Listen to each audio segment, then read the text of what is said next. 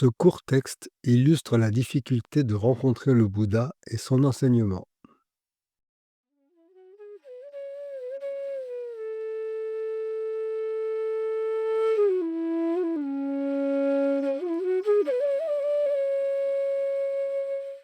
Les 300 millions de Sravasti.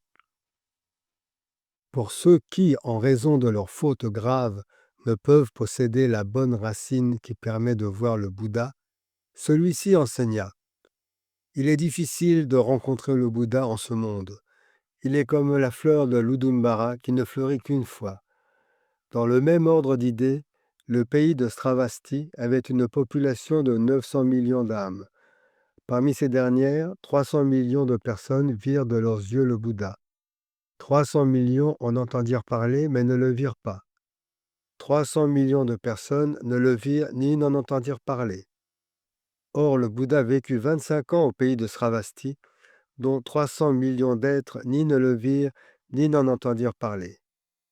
Que peut-il en être alors pour les personnes vivant loin du Bouddha? Commentaire. Zi, le grand maître du Tendai, reprend cet exemple dans son grand arrêt et contemplation. Le Bouddha apparaît en ce monde et enseigne le Dharma. Bien que des hommes parviennent au nirvana, d'autres ne tirent aucun bienfait des mêmes enseignements. Même s'ils rencontrent le Bouddha, ils ne s'ouvrent pas à lui et ne le comprennent pas.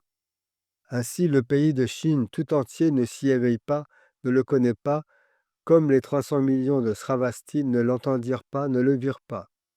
Ils désirent les cieux et naissent dans de mauvais lieux où ils n'entendent ni reçoivent le Dharma.